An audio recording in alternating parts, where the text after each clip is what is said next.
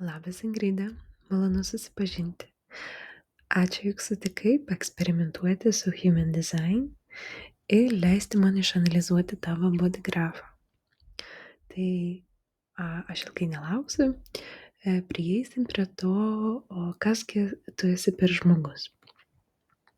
Taigi, kalbant apie auras, mes dažnai įsivaizduojam tokį burbulą, ne? Kiekvienas žmogus turi tą savo aurą ir tokie kaip balionėliai viens prie kito tai prisiliečia, tai atsitraukia, ne? Kartais mes šnekam apie žmones, kurie pastoviai būna blogai nusiteikę ar piktybiški, jog jie turi blogą aurą, prie jų netgi prieiti nesinori, nes jie, tiesiog atitraukia mus nuo jų, ne? Tai jo, tikrai tas dalykas yra, tačiau tik 70% turi tą aurą tokią vat kaip burbuliukas, ane? O visi likusieji nėra tokie patys, ane? Projektoriaus aura, kurį turi tu, atrodo truputėlį kitaip. Jinai, įsivaizduok projektorių kine. Tu ateini į kiną, tu atsisėdi tamsiam kambary, ane, ir čia galima įsivaizduoti kaip mūsų gyvenimas, ane? Viskas tamsu, neaišku, kur judėti, neaišku, kur daryti, ir tada įsijungia, į kiną užeina projektorius. Įsijungia tas automatas, ane, ir pasilieja šviesa. Šviesa pasilieja viena linija, jinai paliečia ekraną ir ne tik, kad peršauna, sakykim taip, tą ekraną, ne, dar ir pasilieja didelis vaizdas, pasilieja visas video, ne, ir visa ta magija to filmo prasideda. Tai taip pat ir veikia tavo aura. Jinai kaip, tarkim, jūs projektoriai esat kaip analizatoriai, tarkim, taip, jūs kaip skaneriai.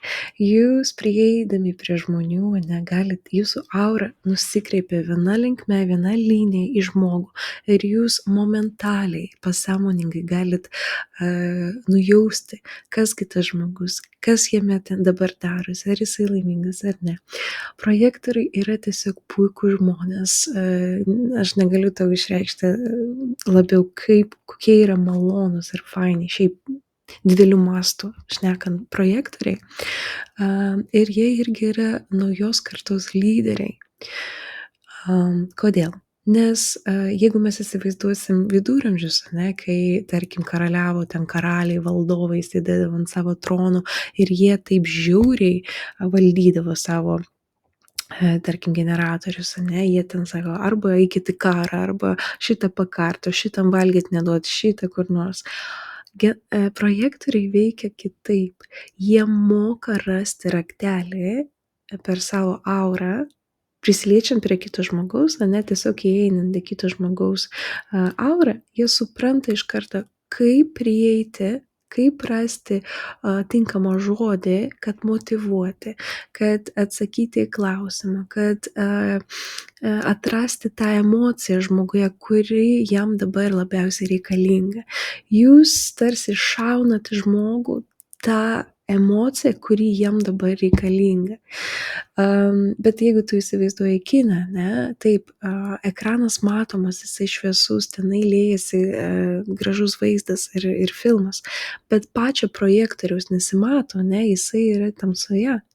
Ir taip, tokia ir dilema yra projektoriaus, jog jūs labai gerai analizuojat kitą žmogų, jūs mokat ir gražų žodį pasakyti tokį, kaip žmogui reikia, ir paguosti, ir duoti jam gerą patarimą, tokį, kuris tiktų, vat kaip tik tam vienam žmogui.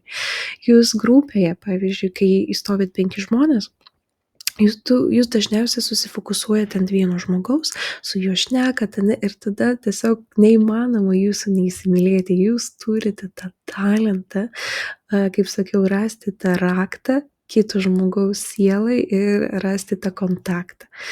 Daugiau ir mažiau, aišku, ir tas veikia ne taip, kad jūs specialiai tą darot. Tas tiesiog vyksta pasąmonėj. Projektoriai neveikia didelios masės žmonių, o tiesiog vat, individualus toksai vat, prieiga prie kiekvieno žmogaus. Tai yra didelis talentas, tikrai. Ir jeigu mes palyginsim tuos valdovus iš anksčiau, ane, tai projektoriai moka kitame žmoguje rasti tuos talentus, motyvuoti teisingai tą žmogų, kad jis atsiskleistų ir per jo talentą projektorius irgi sugebės gauti kažkokią naudą. Tikriausiai čia galėčiau Steve'as Jobsas, jisai buvo vienas iš tokių žinomiausių projektorių, tai jeigu matei gal kada nors jo biografiją, jisai paprastas bachūras, kuris garaže tenai sukrovė ir padarė savo pirmąjį kompą, tai numeris vienas faktas, jog jisai pirmą rado žmonės, tarkim, jisai metė univerą, jisai ėjo prieš visus standartus, prieš savo šeimą, metė tą univerą, bet rado žmonės aplinkinius, kuriuos jisai motyvavo, rado juose tinkamus talentus ir jisai subūrė tą komandą, kuri tarkim, jų talentais jisai sukūrė tą naują visiškai novatorišką projektą ir tą kompą, kurio niekas gyvenime nematė. Jeigu jisai būtų koksai nors kito, tarkim, auros, jis galbūt niekada nerastų nei tinkamų žmonių, nei tinkamą momentą, nei produktą, kuris tiktų žmonijai. Taigi, tai yra vienas didelių talentų.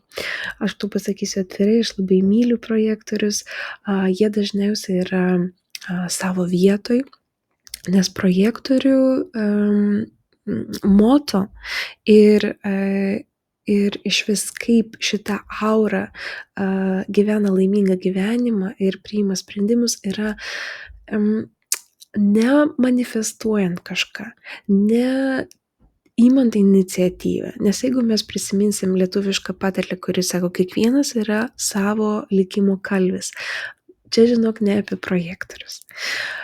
Didžiausia baimė ir didžiausia problema projektorių yra, jog turint visą tą talentą ir žinomumą ir labai didelį intelektą ir tą skanavimo galimybę, projektoriai negali inicijuoti. Jeigu jie pradės lysti į pokalbį su savo tarkim, ir pradėti kažkam kažką aiškinti, tu turi daryti taip ar kitaip, duoti patarimus, kurių nieks neprašė. Nėra nieko blogiau, negu kištis su patarimais, kurių nieks nenori. Ne? Tu iš karto patampi negatyvių žmogumi, kurio jokia kompanija nenori įsileisti. Ne? Dėl to projektorius kenčia ir jisai jaučia tą rezistenciją nuo žmonių, kurie, tarkim, nelaiku išgirdo iš tavęs kažkokią nuomonę ar patarimą. Tegu jinai būna teisinga, bet tiesiog nieks tavęs neprašė. Projektoriai turi laukti pakvietimo. Tas pakvietimas gali ateiti iš pasaulio arba gali ateiti iš kito žmogaus. Ir kai projektoriai to nesupranta, jie pradeda pušinti, jie pradeda spausti save, davai veik, daryk, inicijuok, nes visas pasaulis mums dabar, visa mass-media mums sako, manifesting savo galimybės, savo norus, daryk ten jogas ir manifesting. Jie aišku pradeda daryti taip ir jie jaučia pastovų negatyvą iš žmonių, nes tai nėra jų auros tipo, čia nėra jūsų dizainas, jūs net tam čia atėjote, ne? Ir jaučiant, kad žmonės į tai reaguoja negatyviai, kas atsitinka? Pirma, jie išdega, nes jie dažniausiai jie yra labai tokie pedantiški žmonės, projektoriai, jie yra labai perfekcionistai, jie yra labai intelektualūs žmonės ir su visa šitų talentų manta jie nėra priimami žmonėmis, tai aišku, čia labai skauda, čia yra didelė trauma tokiam projektoriui ir jie tampa irzliai tokie keblūs, žinai, kai jie žino, kur įkast. Va, čia būtų geriausias žodis – kandus. Projektoriai gali labai greitai nuspręsti, kokius talentus žmogus turi ir kas yra jo sieloje, ar jie laimingi dabar ar ne, ko jiems reikia tiems kitiems žmonėms. Bet jie taip pat gali labai greitai suprasti, kur yra pati skaudžiausia vieta tam žmogui įkasti. Ir čia toksai negatyvus talentas, kuriuos projektorius turi. Aš sutikau savo kelyje kelis tokius projektorius, kurie yra visiškai palūžę jie yra, jie nerado savęs dar gyvenime ir jie nėra piktybiški, jie nėra, tarkim, ten kažkokie depresuoti, bet tokie kandūs. Ir tarkim, vat, toks juokingas, aišku, vat, situacija iš mano gyvenimo. Aš atėjau į vestuves ir man tas projektorius pasakė, o, tu padarei make-upą, pasidažei? Ir aš sakau, taip, taip. Sako, nu, gaila, kad nieko nepadėjo. Nu, sakyk, nu čia bjaurastys, ane? Nu, bet projektorius tuo momentu buvo blogoj nuotaikoj, mane čia aišku labai, o juokingiausia, jog man irgi pačiai nepatiko tas make-upas ir man buvo labai brangu, nes man reikėjo 70 eurų tą dieną sumokėti, man buvo labai gaila ir man pačiai nepatiko jisai. O čia dar praeinantis projektorius nei iš šio, nei iš to užgavo mane už pačią skaudžiausią momentą, tuo momentu vietą, ne? Tai vat, projektoriai, kai jie gyvena savo gyvenimą laimingai pagal savo dizainą, kai jie atsiliepia į pakvietimus iš gyvenimų, iš kitų žmonių, labai dažnai jie jaučia tą satisfakciją, jog aš užsitarnavau autoritetą, aš užsitarnavau, pavyzdžiui, karjeros augimą, nes žmonės pradeda juos pastebėti už jų galimybės, už jų žinojimą, už jų strateginį mąstymą. Ir tas yra pati didžiausia dovana projektoriai - būti pastebėtam po tiek laiko, po tiek laukimo metų, netgi kartais turi projektorius laukti to momento, ne? Tai yra labai gera būti projektorium, bet irgi sunku, nes reikia laukti, ne? Laukti to momento, kai tave kažkas pakvies. Dar iš tokių stiprybių, kuriuos projektoriai turi, jie tikrai yra labai intelektualūs, daugybė jų yra. Ir ką projektoriai, jie yra labai geri analitikai, jie labai pastabūs detalėms, jie moka sužiūrėti tokias mažytės, tokius dalykus, kurių kiti nepasteba. Jie ir pagerinti, pavyzdžiui, projektą ar dar kažkas. Jie labai greitai išmoksta bet kokią sistemą. Ar tai jie pradeda mokytis vairuoti, jie greičiausiai iš visos grupės supras ir permoks tas kelio eismo taisyklės. Jie greičiausiai išmoksta, tada, pavyzdžiui, jie išvažiuoja į kitą šalį, ne? Jie greičiausiai perpras kultūrą, sistemą, kaip gyventi, ar ten kažkokius dokumentalinius dalykus, ne? Projektoriai yra tikrai, na, jie turi tą analizės talentą ir supratimą greitą. Tai va tiek apie tavo aurą.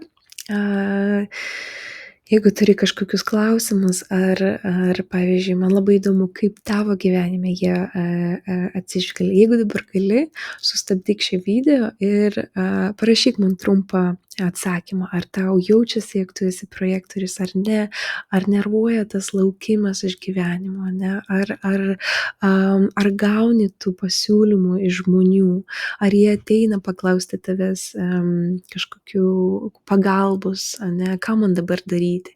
Nes pas ką mes kreipiamės dažniausiai pas projektorius, nes mes tikime, mes suprantame jūsų tos gebėjimus suprasti ir įeiti į žmogaus sielą ir suprasti, ko ten dabar reikia ir ko neužtenka. Labai dažnai žmonės nueina pas projektorius ir klausia, kągi man daryti ir ką aš darau ne taip. Va tada projektorius gali atsiverti ir išdėstyti vos ne visą knygą. Tai va, Ingrida, aš tikrai labai appreciationsiu, man labai bus malonu, jeigu atsakysi.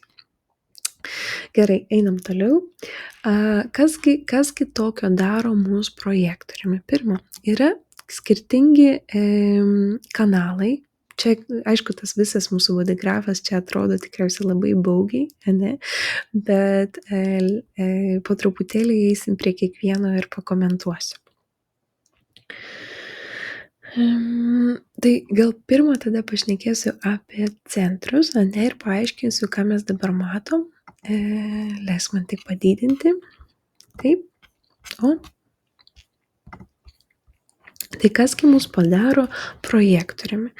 Tai yra energijų centrai, kurie yra būtini kiekvienam auros tipui. Kasgi yra tie centrai? Čia visas bodygrafas, jie reprezentuoja mūsų kūną, mūsų energijas. Ir energijas, kurias mūsų organai padaro ar išleidžia, ne? Taigi ir yra, jie truputėlį skiriasi, kai kurie yra energijos generuojantis centrai veiksmui, augimui, gyvenimui pajausti, ne? O yra centrai, kurie tiesiog duoda mums aiškumą, kasgi yra, ne? Kaip mes suprantam gyvenimą, kaip mes jį apmąstom, ne? Ir yra du centrai, vienas čia pačioje apačioje, nes bodygrafas iš vis yra pastatytas kaip medis, ne? Arba kaip žmogus eina nuo kojų ir lik galvos, ne, į patį viršų. Taigi tas apačioje yra, čia yra spaudimo du centrai. Vienas yra karūnos centras, kuris spaudžia mus pastoviai galvoti, pastoviai keisti mūsų ideologijas, pastoviai kažkokios idėjos eina į galvą ir tenai pastoviai maišalynai, ne? Arba šitas va čia apačioj yra mūsų kamieno kanalas arba root channel ir šitas centras mus spaudžia veikti. Jisai atsako už mūsų inkstus, o virš inkstų yra organas, kuris padaro mūsų, ten yra padaromas kortizolas.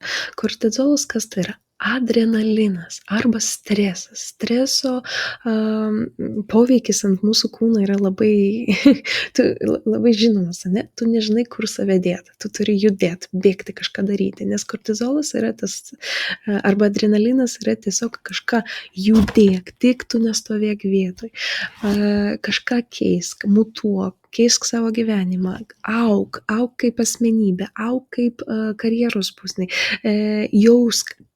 Tiesiog tas opresija tokia, ne, toks presas kažką daryti, kažką veikti. Ir čia gali būti labai sunku būti su tokiu žmogumi, ne, nes jisai pastoviai nerimsta ir tas nerimumas irgi afektina ir mūsų, ne, jog mes negalim suprasti, pagulėtume, pailsėtume, pažiūrėtume Netflixą, ne, vat reikia kažkur bėgti, ne. Tai bet iš kitos pusės, o kaip mums augti kaip žmonėms, kaip evoliucionuoti, kaip žmonijai augti. Dėkui tokio adrenalino mes pastoviai keičiame, gerinam mūsų gerbuvį, ne? Mes pastoviai augam, yra sukūriami nauji kažkokie, ten nežinau, medicina eina į priekį. Viskas nestovi, ne? Dėkui šito centro, dėkui šitos vat energijos. Ir kaip tu matai, jinai jungiasi su kitais centrais ir jeigu mes dabar eisim į priekį,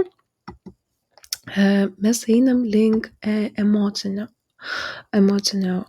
centro. Šitas yra pats, tarkim taip, jauniausias centras, jisai atsako už mūsų emocijas ir už hormonus. Mes iš viso esam sutverti visi iš hormonų. Dėkui hormonų mes galim vaikus gimdyti, mes galim jausti, mes galim atsibūsti, mes galim valgyti, ir mes turime galimybę procesinti tą maistą, ne, išskirti jį ant maistinių medžiagų. Visas mūsų kūnas, laimės hormonai, liūdesio hormonai, visa tai yra sukurta iš hormonų. Ir daug kas yra paveikiama hormonais, ane, kaip mes jaučiamės, kokia yra mūsų nuotaika, ar mes PMS turim, ane, ar mes ten užvalgom tas mūsų emocijas. Ir tarkim, tiesiogiai, ane, dar kelis šimtmečius atgal žmonės neturėjo laiko tiems jausmams ir emocijom. Nebuvo laiko, buvo tiktai fokusas ant išgyventi, ane. Kai valstiečiai, pavyzdžiui, tokie ar ten gyvendavo savo kaimuose, ne tiktai galvojo, kaip išgyventi, kaip išmaitinti šeimas, pastovi karai, lygos, nebuvo medicinos, ane. Kur ten buvo laikas galvoti apie jausmus, meilę ir savo emocijas? Nebuvo. Čia jau vienas iš tokių visai neseniai mums atsidarė ši galimybė jau turėti tą centrą mūsų kūnuose. Ir dabar tai yra vienas iš tokių labiausiai jauniausių centrų ir energijų, dėl to jinai yra labiausiai nepažabota. Kaip dažnai mes susinervinam, ar kaip dažnai mums sunku yra susitvardyti, arba mes taip džiaugiamės, jog tiesiog negalim, šokinėjam, ane, kaip vaikai, arba mes negalim suprasti savo nuotaikų kaitos, ane, arba konfliktai atsiranda tiesiog iš niekur, nes tiesiog per tas emocijas. Kol kas žmogus dar labai retas žmogus išmoko jas reguliuoti ir kažkaip aiškinti, bet iš kitos pusės, Ingrida, tai yra gyvenimas, jausti jį, ne? Ir jausti iš geros pusės, bet ir iš blogos pusės. Ir tik tie prisiminimai, per kuriuos mes tikrai jautėmės kažkaip ne taip kaip visada, mes juos prisiminsim ir išnešim vėliau, sakykim taip, iki grabo, ne? Taigi tavo situacijoje, tavo bodigrafija šitas centras yra pats svarbiausias iš visų, nes jisai yra tavo autoritetinis centras. Jisai, ką tai reiškia? Tai reiškia, jog mes ateinam į šį pasaulį ne visai palikti vieni. Mes jau ateinam su kompasu, kuris mus veda ir liepia mums, ką daryti, kur mums, pavyzdžiui, kur mokytis, su kuo būti, su kokiu žmogumi ištekėti, ane, ar norim mes vaikų ar ne, priimti visus sprendimus mums padeda kaip tik tas centras. Ir tavo yra keli autoritetai, yra žmonės, kurie pasitikė savo intuiciją, yra žmonės, kuriems ateina aiškumas iš minties, ane. Tavo atžvilgiu yra emocinis aiškumas. Ką tai reiškia? Ir kaip jisai veikia? Emocinis centras išvis veikia bangomis. Ir banga gali pakelti, gali nukristi visiškai žemyn, ane, ir tada jinai grįžta į tą tokį neutralų momentą, pavyzdžiui, kažkur tarp jų, ane. Taigi, tarkim, ką tai reiškia? Vieną dieną tu atsikeli ir tavo nuotaika tiesiog svyruoja ir tu tokia laiminga ir viskas okei, ir tu bučiuoji savo artimuosius ir tavo vaikas yra toks nuostabus ir tu tiesiog džiaugiesi gyvenimu ir tada per valandą, per minutę, nežinau, per dieną kažkas pasikeičia, ne nuo tavęs net priklausančiai ir viskas eina žemyn. Ir jau tada bėk nuo tavęs, nes neaišku kodėl ir neaišku iš tikrųjų, kas atsitiko. Ir va čia yra ta negatyvi banga, ne, čia reikia ir kas atsitinka. Subirius tą nuotaiką, tu veiki kitus irgi pas tuos, pavyzdžiui, žmonės, pas kuriuos nėra užspalvintas šitas centras, ar ne, jie yra labiau paveikiami, tavo centras yra pastovus ir čia pastoviai tu jauti tą energiją. Ir jeigu tavo akiratyje yra žmogus su atidarytu centru, ane, jie pajaus iš karto tavo tą negatyvą, ane, tu būsi tokia kaip, tarkim, kaip tsunamis, kuris užeina į kambarį ir tiesiog visi atsisuka, nes jie jaučia tą tavo blogą nuotaiką. Ir po tos blogos nuotaikos, kas atsitinka, ta banga ji grįžta atgal į tą stabilumą, ne, ir jinai, žodžiu, grįžta į tą liniją kažkur, vat, ir nei per aukštai, nei per žemai, ne. Tai vat, žodžiu, kai tu pasirinki daryti kažką arba priimi kažkokį sprendimą, emocionalams svarbiausia yra nepriimti sprendimų, kai nuotaikos yra tiesiog bombastiškos, ane, ir tu tiesiog nori džiaugtis gyvenimu, ir nepriimti, kai viskas yra labai juoda ir nesinori gyventi, ne? Jums svarbiausia išlaukti tos emocinių bangų, kol jos pasibaigs, ir priimti sprendimą maždaug po kelių dienų, kai tu jautiesi neutrali, kai viskas ramu ir gerai. Tai čia atrodo lengva, ne? Bet tai pažaboti ir tai padaryti yra labai sunku. Mūsų bendra draugė pasakojo, jog jos atžvilgiu jinai labai daug priima blogų sprendimų ir pastoviai perka kažką iš pigų LT, kai jinai turi gerą nuotaiką. Ne? Jinai tiesiog padaro spontaniškas ten kelių šimtų pirkimus, nors jai to nereikia, bet tuo momentu jinai nesupranta to, ne? Jai atrodo, kad jai viską galima ir kodėl nepirkti. Arba atvirkščiai, jinai prisipirka tiesiog šokoladų, ne, kai viskas eina, pavyzdžiui, žemyn, ir jos nuotaika labai bloga ir ta banga pačioje. Ir vėl jinai tada nesidžiaugia tuo, ką jinai padarė, jinai guodžiasi tada ir vėl aš čia prisipirkau, ne. Taigi, jos atžvilgiu reikia visada žiūrėti, kad ta banga eina ramiai, ne, kai jau buvo ir viršus, buvo apačia ir dabar mes grįžom prie tos neutralio momento. Tai čia yra tavo autoritetas, čia yra tavo kompasas, bet kokiu momentu tavo gyvenime. Yra human design mokslas, jog mes gyvenam skirtingus momentus, mes gyvenam skirtingus laikotarpius ir istoriją, kai būna karai, kai būna badas, kai būna ir geri momentai, ne, kaip pavyzdžiui viskas yra tiesiog kažkokia, nežinau, krizė ar dar kažkas, bet tik tie žmonės išgyvena, kurie girdi savo autoritetą ir priima sprendimus pagal jį. Tokie sprendimai gali būti kritiniai, Ingrida, pavyzdžiui, ar netgi dabar, ne, bėgti iš Lietuvos ar ne. Ar, nežinau, priimti, įsivaizduok, jeigu visi ukrainiečiai turėtų aiškumą, ką jiems daryti prieš tuos momentus, kai karas prasidėjo, ne? Bet matomai daugelis nelaiku pabėgo, daugelis nelaiku buvo ne toj vietoj, jie negirdėjo savęs, jiems labai dažnai ateina ta informacija iš kažkur ir jie nesiklauso savo vidinės, to vat kompaso, to savo intuicijos, ne? Taigi, tai aš negaliu tau pasakyti, ant kiek svarbu yra klausyti to savo autoriteto. Čia gali būti iki mažiausių dalykų, ar eiti šiandien į McDonald's ar ne, ar pirkti patalynę žalią ar raudoną iš Lenkijos, ne, nu, čia iki bet kokio, ne, visada sulauk to aiškumo, kai viskas bus neutralioj momente, ne, galbūt tu buvai blogoj nuotaikoj, bet nuėjai į dušą ir tas dušas tave nuramino, ar tarkim surelaksavo ir tavo nuotaikos grįžo prie neutralumo.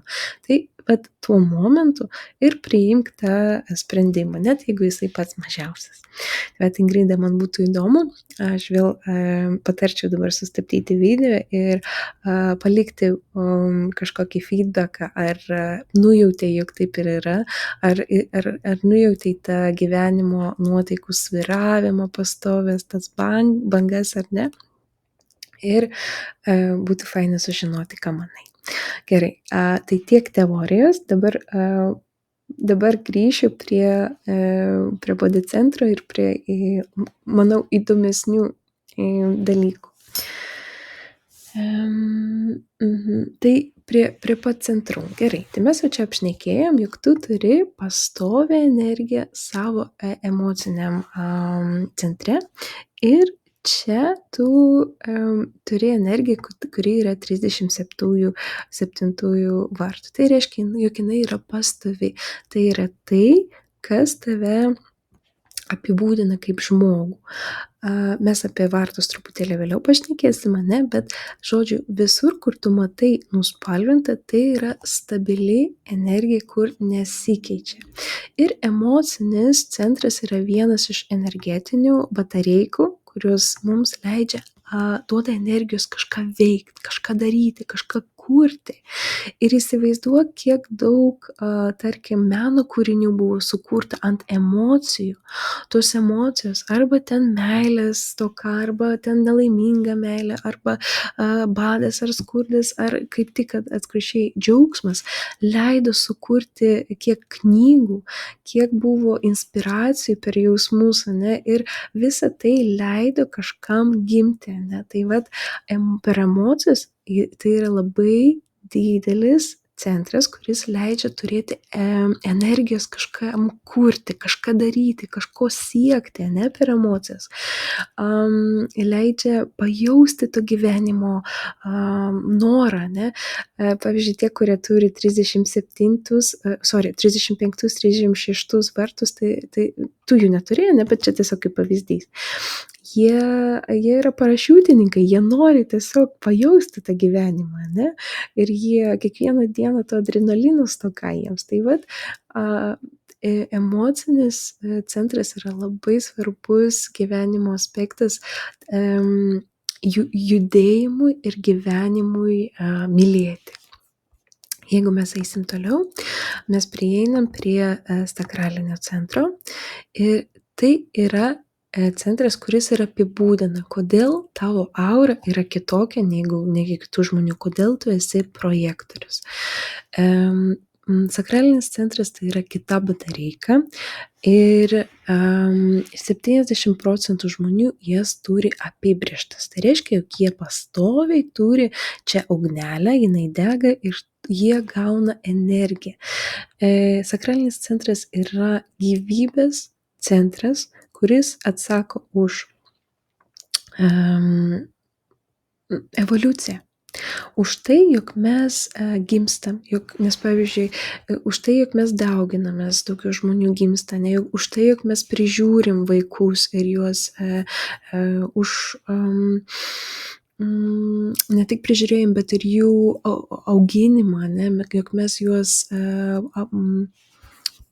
už vaikų rūpestį, už kūrimą, už tos energijos, ane, jiems pakanka, jog jie įdeda tiek daug energijos į kažką, į tuos projektus, ar tai vaikai, ar tai darbiniai kažkokie projektai, ar tai netgi jeigu mes grįšim į senuosius laikus, piramidės statyba.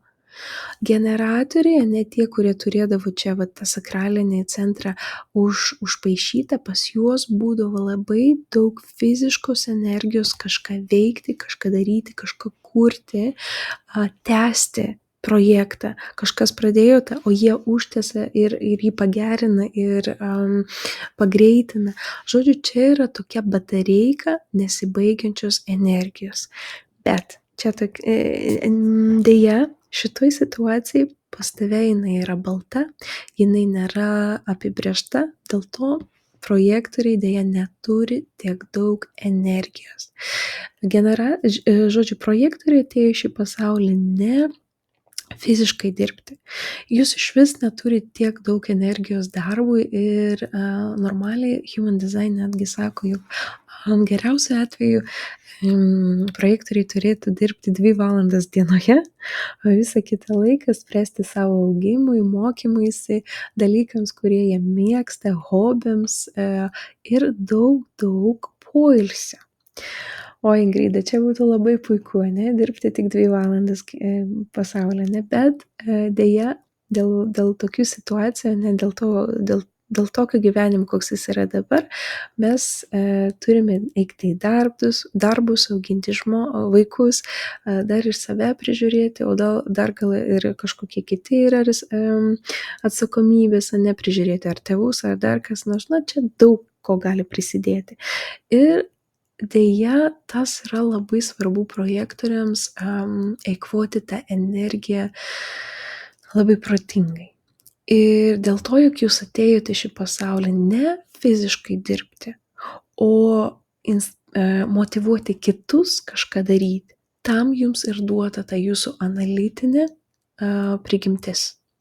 Jog jūs randate talentus kituose, kituos sumotyvuojat kažką daryti, o jūs tuo tarpu tiesiog ilsitės, prižiūrite procesą ir atrandate daugiau detalių, kurias galima pataisyti ir vėl tas pats procesas. Tas detalės jūs apibrėžiat kitam žmogui, paaiškinat, motyvuojat, randat tą žmogų, kuris gali padaryti. Ir taip ir tęsiasi tas projektas, nes Steve Jobsas pats nieko nedarė. Jisai tik tai motyvavo, ieškojo, tarėsi ir va toks, va taip, bet vis vien ta jo didžiulė imperija iki šiol net po jo mirties mums žinoma, ne, Apple. Tai žodžiu, reikia labai žiūrėti į tą sakralinį centrą, kiek tu tos energijos turi, nes čia nėra pastovios energijos, ne? Ir čia labai greitai galima išdegti. Jeigu tu dirbsi po 10 valandų į dieną ir be jokios pagalbos, be nieko ir fiziškai, tai neilgai tavo kūnas temps. Tai va tiek žinių iš sakralinio centro. Einam truputėlį toliau. Mūsų intuicija. Čia yra spleen center, ir jinai atsako už mūsų intuiciją ir išgyvenimą, galimybę išgyventi šiam pasauliu. Čia yra vienas iš pačių seniausių centrų, kurios netgi, tarkim, ten beždžionės turi, ir ten, kai mes dar buvom, nevaikščiojom ant 2 kojų. Tai, ką tai reiškia? Kaip išgyventi?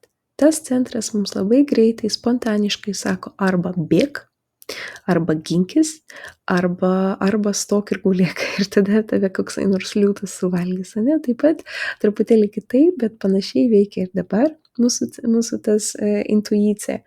Jinai mums duoda žinias, kas yra verta, dėl ko verta yra kovoti. Čia, pavyzdžiui, pas tave netgi yra 28 vartai ir tai reiškia, jog tu turi nuojautą, kas yra svarbu gyvenime, o kas ne. Kas yra šiuo momentu verta kovoti, tarkim, jūsų vyru, jūsų noras yra išmokėti ten pinigus, kuriuos jūs paėmėt iš banko, tarkim taip, ne? Ir tu žinai, jog ten. Arba tu galvoji, kad galbūt jums su vyru reiktų pradėti kažkokius mokslus, ne? Ir tada vienam reiktų išeiti iš darbo, arba ten kažkaip. Tai va, tu matai tą tikslą, už ką reikia kovoti. Ir iš kur tas žinojimas ateina? Jisai išeina iš tavo intuicijos centro. Arba, čia dar vienas yra, ne, čia keli yra. Tai, žodžiu, intuicija mums šneka už kągi tau, į kurią pusę tau veikti, ne? Ir irgi šneka už mūsų sveikatą. Taip jau labai laimingai atsitiko ir aš labai džiaugiuosi, jog tu tikrai esi apdovanota gera sveikata ir normaliai, jeigu gyventi ir tausoti savo kūną, tai tu turi tikrai gerą imuninę sistemą, visi simptomai dažniausiai yra prislopyti. Jeigu yra COVID'as ir visi serga, tai tau jisai, aš tikiuosi, jog jeigu tu sergai, buvo gana lengvesnis negu kitiems. Čia yra dėl tos geros bazės, stiprios imuninės sistemos.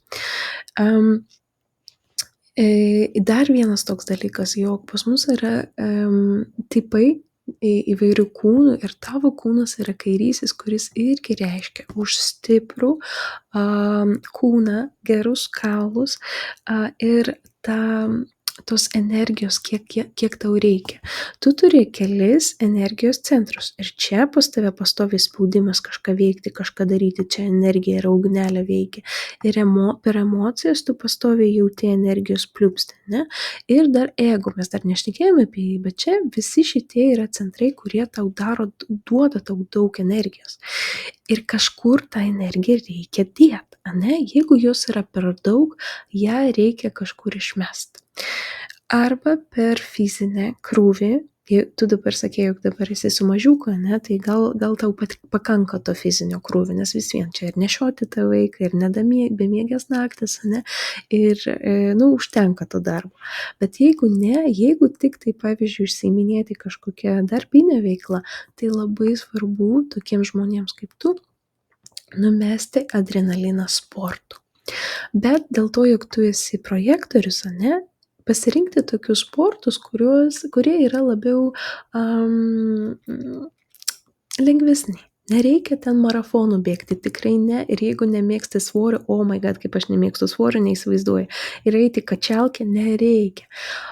Pasirink kalanetiką arba ten tiesiog save, nežinau, ten pagulėti ant kokio nors ant pagalvės, ane, ir pakelti kojas, ar ten truputį, arba pamedituoti, arba jogą užsiimti, kažką tokio lengvo, arba jeigu jau nuspręsi, jog tau neužtenka, galėsi pabėgioti, ane, ir numesti tą visą stresą, tą visą, kad sveikatai netrukdytų tas ekstra adrenalinas. Bet nebėgti 5 kilometrus, o bėg 2. Iki to momento projektoriai gali sportu užsiimėti, pakol nejaučia pirmus nuovargio tą pojūtį, ne? Jau tas nuovargis pradeda apimti, viskas, mesk viską, treniruotė turi būti sustabdyta, tau užtenka. Tau negalima išeikvoti tos energijos, kurios ir taip čia nėra tiek daug, ne? Tačiau kūnas yra stiprus, duotas tau šiam pasauliu, jam yra daug, dažniausiai tokie žmonės turi gerą metabolizmą, turi fiziškai yra irgi labai gabūs, gražus irgi. Čia vienas iš tokių didesnių talentų, ne? Jiems yra lengviau numesti svorio. Tai vat, aš džiaugiuosi, jie gali pavalgyti daugiau ir jiems taip daug neužeina. Jeigu, pavyzdžiui, būtų dešinysis, ne, tai jie turi valgyti mažom porcijom, o tavo vietoj tu gali ir kebabą visai pisti ir nieko tokio. Čia aišku, juokauju, aš nežinau tavo lifestyle, ne, bet jau tikrai sveikatos atžvilgių tai esi apdovanota. Yra dar vienas toks aspektas, ir dabar paeisim į dar viršūnę, ne? Jog, ir čia pašnekėsim irgi apie 46 vartus. G centras. Dar vienas iš centrų, čia jau nėra energijos, čia yra aiškumo centras ir vienas iš mūsų kompasų. Ir jis visada atsako už klausimą, kas aš esu. Ar aš esu daktaras, tarkim, ką aš mėgstu, ar aš esu žmona, ar aš esu vaikas, ne? Jeigu tokiam žmogui dažniausiai, jeigu aš su tave sutikčiau, aš sakyčiau, papasakok apie save. Aš įsitikinus, jog bent jau kelis sakinius galėsi man apibūdinti. Tai kasgi tu esi? Labai dažnai žmonės, kurie neturi čia apibrėžto, tas jiems tikrai yra labai sunku, nes jie pastoviai ieško to atsakymo. Kurgi mano vieta pasaulyje, kasgi aš esu, kurgi yra žmonės. Tu su savo uždarytu centru turi pastovų tą tokį supratimą, kur tau reikia gyvenimą veikti, nes čia yra irgi čia yra mūsų centras toks aiškumo, kompasas, bet irgi ir ką tu mėgsti savo gyvenimą, ne tavo prioritetus, čia yra skonis, ne, koks skonis ir tavo situacija yra, jog pas tave yra apibrėžti 46 vartai. Ir tu net galbūt nepastebi kartais, ne, bet čia yra meilės vartai, meilės kūnui. Ką tai reiškia? Tai reiškia, jog tu tikriausiai turi labai nusistovėjusi, fokusuotą stilių, koks yra kažkokį, galbūt netgi fashionista esi truputėlį, žinai, madas pasikeisti. Tai yra meilė kūnui, formai, vizualiom kažkokiom, kaip kažkas vizualaus atrodo. Dažniausiai tokie žmonės turi skonio reikalą, arba jiems blondinai patinka, ar tik brunetai, tarkim. Arba, pavyzdžiui, mano draugė, jinai irgi turi 46 vartus ir jinai norėjo tik aukšto Ir jinai, ačiū Dievui, susirado sau tą, aukštą vyriškį, bet vat jai buvo svarbu, kūno aspektas. Tokie žmonės dažniausiai fokusuojasi ant tų formų, ant ne ir ant dietarių formų, aišku, ir ar storas žmogus ar ne. Ir, pozityviai, jeigu žiūrint į šitą talentą, nes tai yra talentas, ane, tai svarbiausia yra rūpintis savo kūnu. Šitie žmonės, dažniausiai supranta, jog kūnas yra mums laikinas, ane, duotas ir ta jaunystė laikina. Tai, duoti jiems tą jie turi jaustis savo kūne, pozityviai ir komfortiškai.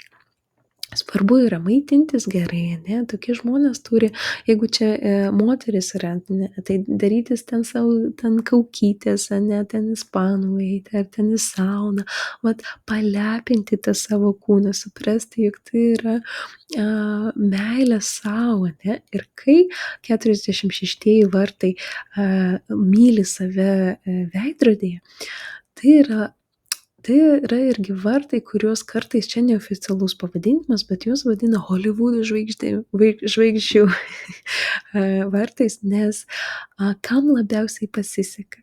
46, kai jie pasitiki savim, kai jie myli savo kūną, kai jie myli savo gyvenimą šitam vat kūne, ane, jie yra labai lucky guys.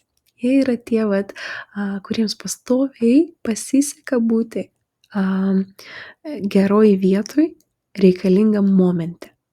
Tarkim, jie susitinka ten, tą žmogų, kuriem jiems reikėjo ir labai greitai gauna kažkokią vat sau, ten gerovę, ane.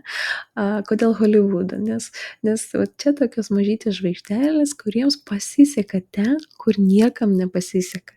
Bet čia tik tada, jeigu šitas aspektas yra pergyvenamas, teisingai, ane. Nes tą patį dalyką tu gali užsiciklinti. Pavyzdžiui, tavo gerai yra turėti meilę formoms ir grožiui, ir vizualiam, ane, kažkokiai madoms ir visa tai, bet tai yra blogai, kai tai perauga į užsiciklinimą. Kas iš to išeina? Anoreksijos, kažkoks, užsiciklinimas ant seksualinio, pavyzdžiui, vyrai, jie jau turi tą nesveiką kažkokią meilę seksualumui tiktai, ane, arba koksai nors Leonardo DiCaprio, kuris susitikinėja tiktai su 19-metėm, ane, jisai nežiūri į moterį kaip į moterį, jisai žiūri į tą kūną ir tuom baigiasi. Tai yra nesveika, dabar šiuo momentu šitie vartai labai kenčia daug. Dėl ko? Dėl socialinių tinklų, nes, žmonės pastoviai ten, žinai, kažką bando keisti, kažką tai klijuoja, tai implantuoja, tai skysčius tuos visus įveda, ne visi yra dar testuoti, ar visa tai gerai, ne, tai yra jau, na, tą ribą reikia jausti, ne, kai mes, džiaugiamės ir, pagerinam savo kūną, ne, trytinam jį kaip šventovę, ar kai mes jau pradedam iš savęs daryti kažkokią lėlę, ne, ir, nustojam tausoti kūną, o tik žiūrim į grožį. Tai vat, matai, kiekvienas tas centras gali būti ir pozityviai, ir negatyviai, kažkaip. Aš, tik vieną pastebėjau, jog jis iš tavo foto Facebook'e, jog esi labai simpatiška ir, čia būtų įdomu sužinoti, kaip ta meilė kūnui atsižvelgia tavo situaciją, ne? Nes normaliai tai, 46 turi rasti grožį bet kokioj formoj. Netgi žmogus, kuris, pavyzdžiui, sužalotas yra, ne, ir ten neturi ten pirščiukų ar dar ko nors. Žmogus su 46 vartais gali rasti grožį ir tame, jeigu šitie vartai yra pergyvenami normaliai, ne, be jokių ten, be negatyvaus, atspalvio, sakykim taip. Tai, vat G centras, jeigu grįžtume, ne, jisai atsako už mūsų skonį, už tai, kokią meilę mes jaučiam gyvenimui, ne, ir už mūsų tikslą, kurgi mes savo gyvenime judam. Ar mes kokią karjerą išsirenkam, ne, ar, koks mūsų lifestylas yra, tai yra mūsų vidinis kompasas. Dabar truputėlį praleidau Liko mums dar ego centras ir čia pas mus daug vyksta visko gėrio, nežiūrėk, kiek daug aktyvacijų pas tave čia yra ir 26, ir čia, net daug labai.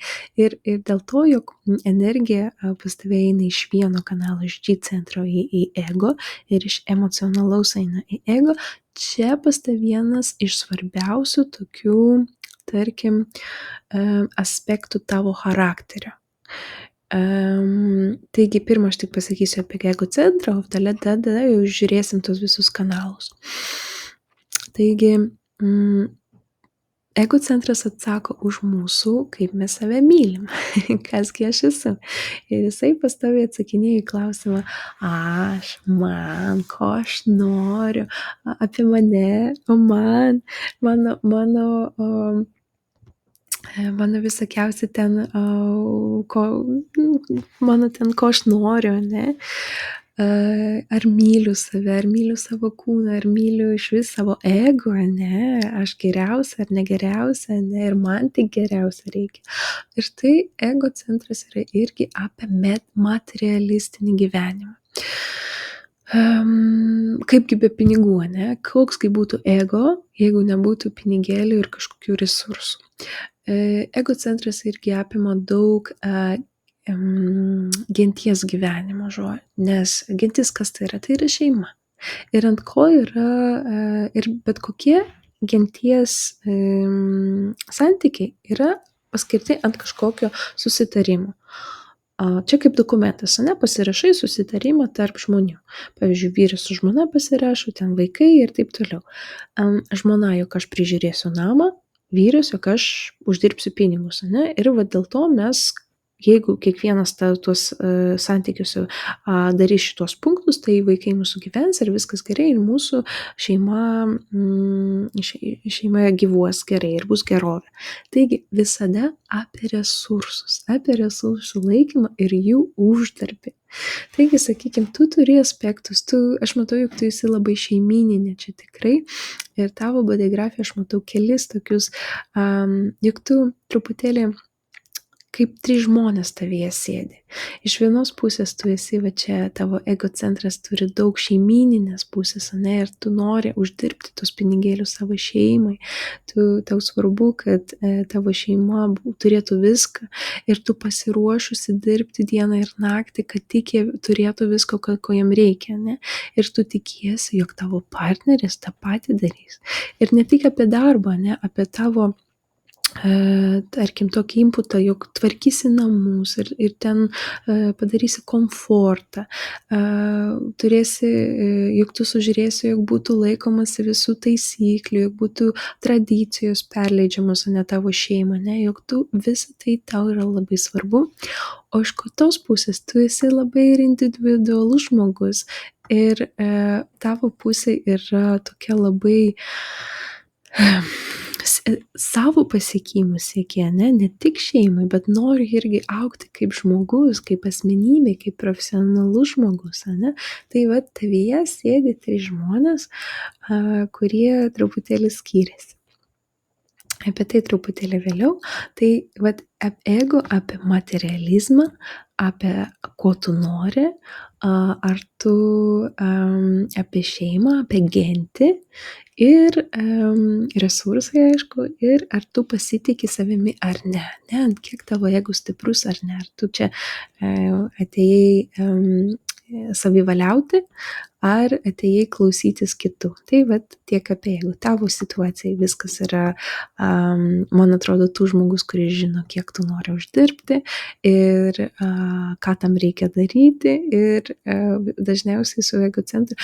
Būkim teisūs, jūs mėgstat pinigus, bet dirbti ne pernelyg. tai toks jau yra būdas mūsų ego centro, juk mes mėgstam komfortą, mes mėgstam pinigėlius, mėgstam viskas, kas ateina su tuo piniginiu komfortu, ne, tačiau nelabai mes mėgstam šiaip fiziškai arti dėl to, kad ten uždirbta, ne? Dažniausiai norim, kad kažkas mums atneštų tos pinigėlius, bet čia jau labiau negatyvus aspektas šito centro. Gerai, einam toliau, čia viską apšnekėjom. mūsų gerklės centras ir jis turi daugiausia čia aktyvacijų, ane, tavo vietoj kelias. Tai yra kaip mes reiškimės į šį pasaulį ir kaip pamatysi viskas iš viso bodigrafo svarbiausias tikslas yra pasiekti gerklę. Čia ne tik apie kalbėjimą, apie dainavimą, apie savo kažkokių įgūdžių parodymą, apie emocijas, kaip tu išreiški jas, ane? Čia yra daug labai aktyvacijų ir per skirtingais dalykais mes galim išreikšti savo norus, savo gyvenimą, savo praktinės kažkokias žinias.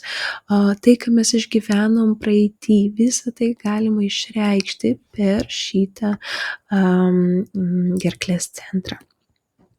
Tavo situacija jisai yra pastovus, ane, o ką tai reiškia? Tai reiškia, jog tu turi pastovų balsą. Tavo balsą žmonės gali atskirti. Pavyzdžiui, jeigu kažkas neturi tavo numerį, ne, ir tu paskambini ir per kelias sekundės jau žmogus supras, Ingrida, čia tu? Hello. Arba tu visada šneki tokia pačia maniera.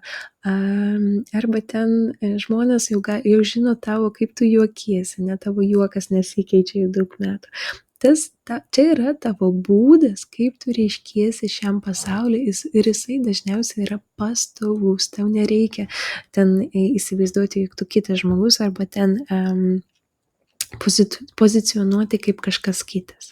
Tai ir einam į patį viršų, ne, čia yra mūsų galva, ačna ir mūsų karūna. Karūna dažniausiai spaudžia mus kažką galvoti naujo, tavo situacijai tai yra atidarytas centras ir čia reiškia, jog čia yra truputėlį chaoso, bet iš kitos pusės tu ir turi daug interesų.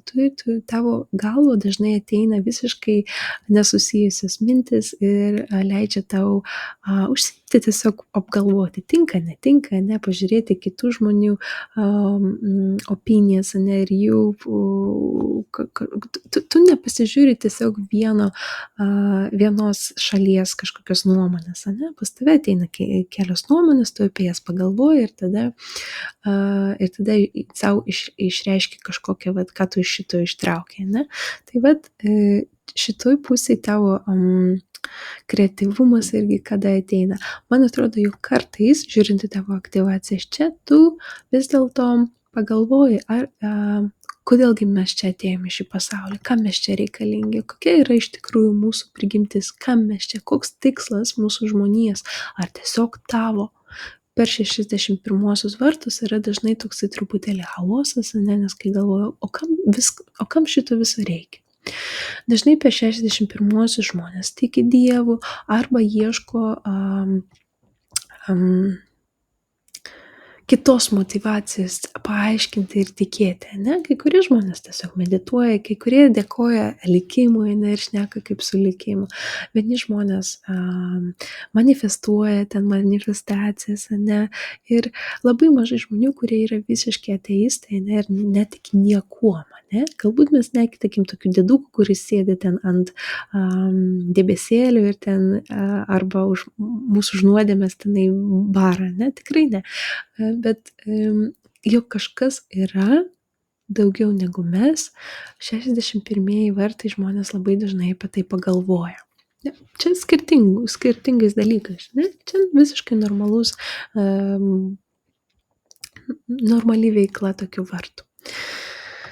Gerai, vykstam toliau, tai mes apšnekėjom visus centrus, ne, ir dabar pažiūrėsim į tavo aktyvacijas. Pirma, reikia pastebėti, jog tavo centrai visi yra truputėlį nesujungti. Matai, pavyzdžiui, tavo ačna čia sujungta su tavo gerklės, tada pas tave G centras va čia sujungtas, ne, ir tarp gerklės ir tarp šitos kombinacijos nėra sujungimo, ne, viskas čia yra tuščia, va čia visur nėra, matai? Bet viena dalis bodigrafo, ir taip pat čia apačioj.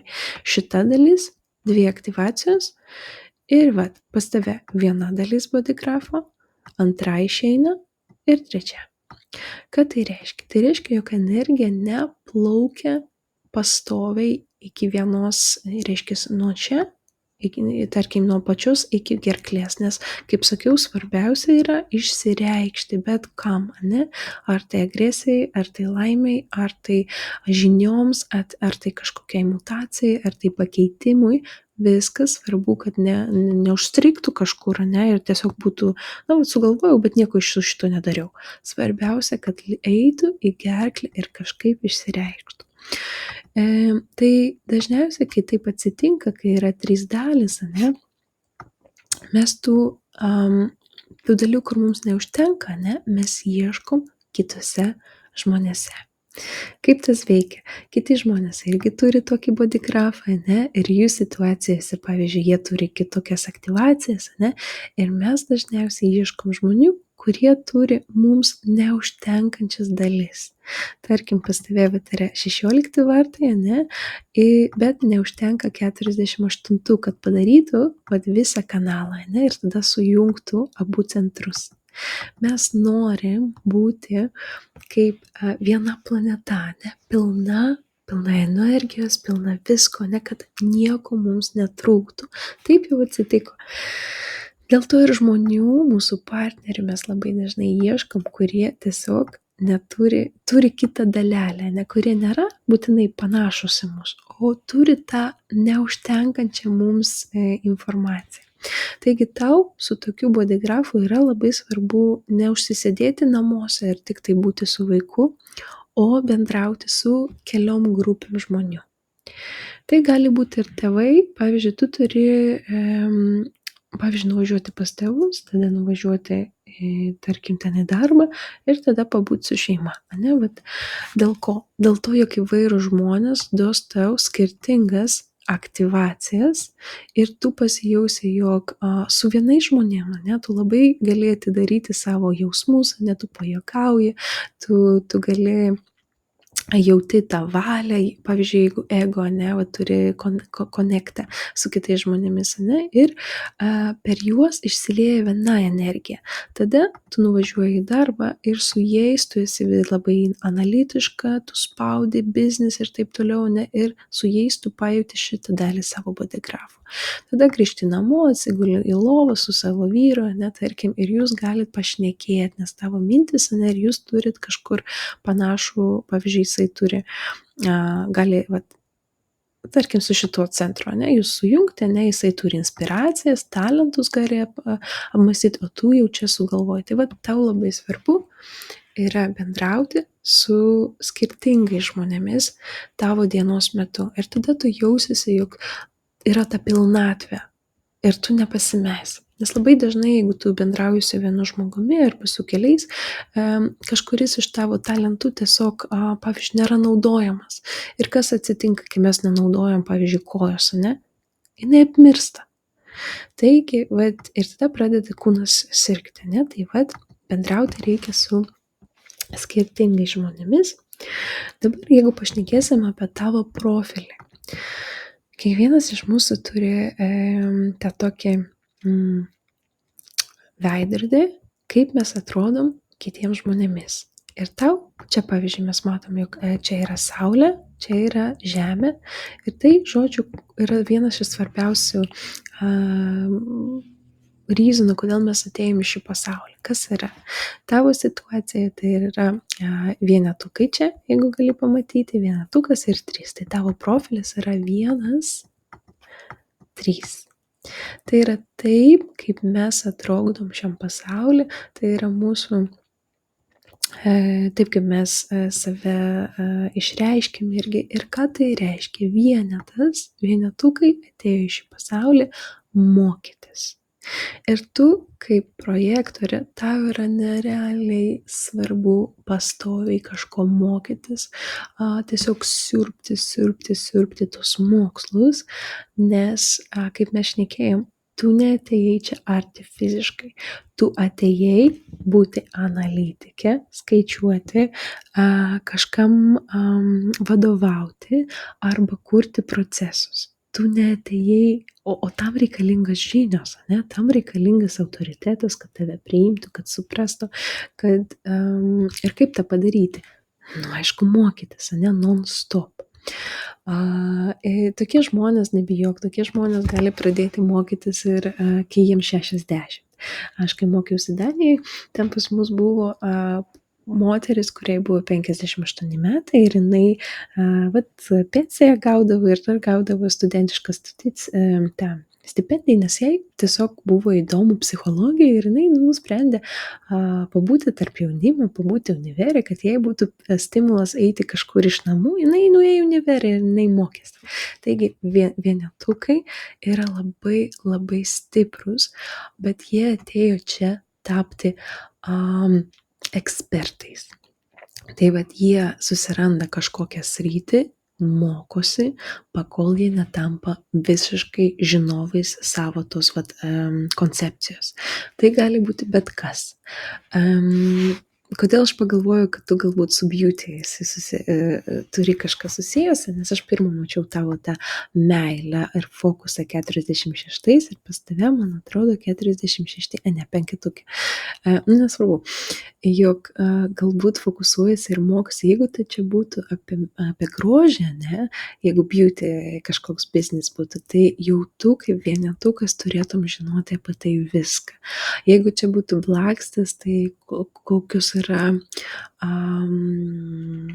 kokios yra technikos, kokie yra materialai, ne, kokie klijai, kokie yra, tarkim, kokius reikia sertifikatus, visko apie blakstas, arba jeigu čia būtų nagai, ne, tai tu jau būtum numeris 1, kuris mokėtų visas technologijas ir žinotų trendus ir žodžių, tu būtum tam numeris 1 žmogus, pas kurį galima būtų išsiklausinėti, sužinoti apie viską, ne?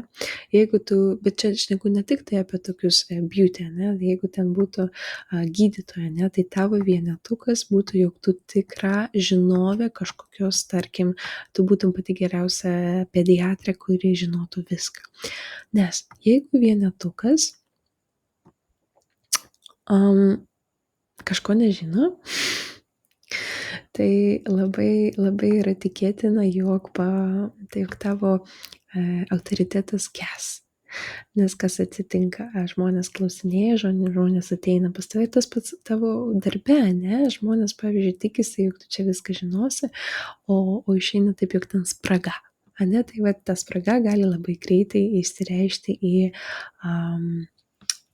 tokią, matai, nedasimokė ar dar nežino. Ne? Tai vat pastovus mokymaisis nebesustojimo. Ne? Ir tada tu galėsi išnaudoti tas savo žinias kaip projektorė, o ne arti kaip generatorė. Kodėl pradėjau nuo vienetukų? Čia pačioj pas tave yra kanalas, kuris eina nuo tavo intuicijos ir eina iki root kanalo. Ir jisai sukuria čia improvement channel, o lietuviškai būtų gerinimo kanalas. Ir čia yra projektinis kanalas ir tarkim, šitų žmonių talentas yra pastebėti tai, ko nieks kitas nepastebėjo, detalės. Ir čia yra tas noras pastoviai kažko gerinti. Ingrida, aš įsivaizduoju, jog tu esi tikras perfekcionalas, kuris nori visada visko geriausio, kuris nori būti, jog tai, ką tu darai, juk tu žinai viską, ne? Ir tas labai atitinka su tavo profiliu numeris 1, ne? Nes 18-58 jie pastoviai ieško kažkokių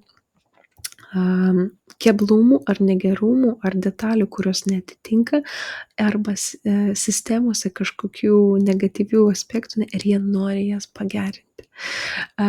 Tas yra labai svarbu, ne, įsivaizduok, tokie žmonės geri analitikai, geri testuotojai, jie pamato tas mažytės, tus negatyvus, ne, ir greitai juos eliminuoja, arba kitiems pasako, ir jie tą padaro.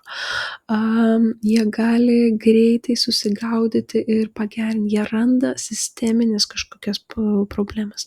Tokie žmonės gerai daro verslus ir veda, buhalteriai puikiausiai, nes jie mato kažkur ten galbūt klaidas greitai išgaudo.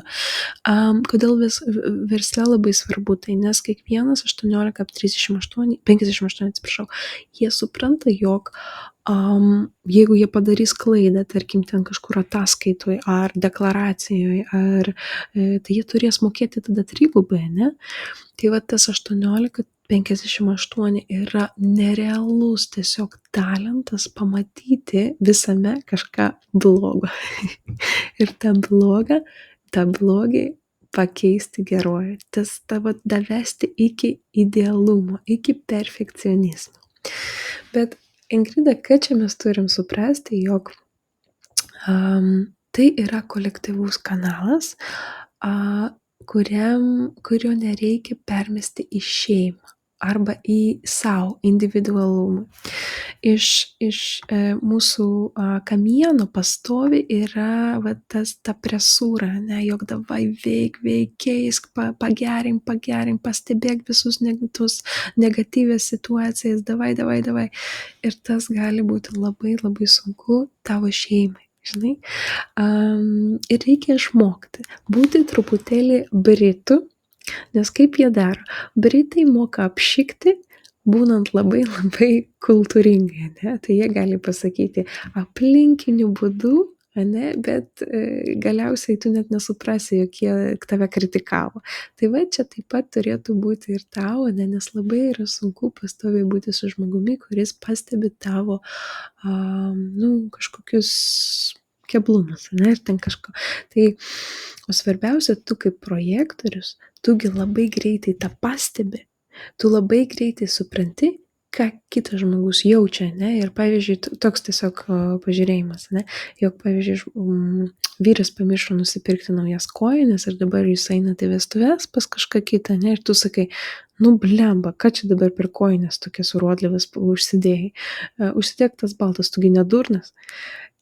Įsivaizduok, kaip sunku tuo momentu tavo vyrui ir ten draugui, ne, jog pirma, jisai jau stresavo dėl tų kojinių, nes jisai pamiršo, o antra, tu dar tai išnešė į paviršių, ne, ir tu sukritikavai su tokiu sunkiu tonu, ne, ir kas bus? Bus konfliktas, aišku.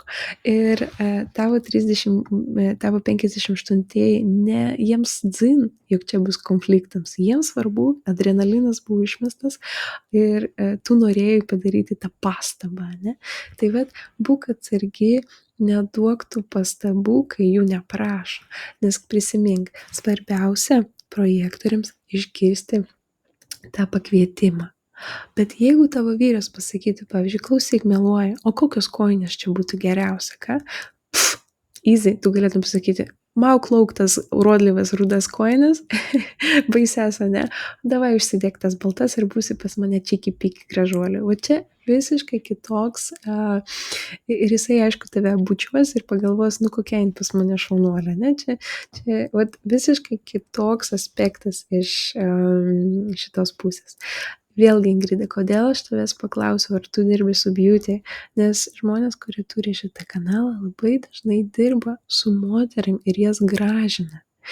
18,58 jie dirba su pagerinimu, su impruvinimu, su kiekviena spa procedūra pagerina mūsų ir gerovę, ir nesvarbu, kas tai bebūtų.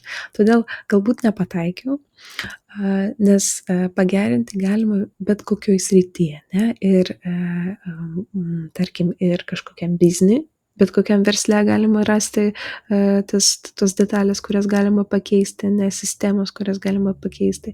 Ir mene tu gali pamatyti kažką, pavyzdžiui, techniką, kuri ne visai tau patinka ir tu pakeisi ją. Bet ir, tarkim, ir beauty irgi. Tu gražini žmonės, tu pagerini. Svarbiausia, nebūti tą žiežulą, kuri pastoviai duoda pastabą žmonėms, ne, nepastebi gėrio, bet pastebi kažką blogo, ne.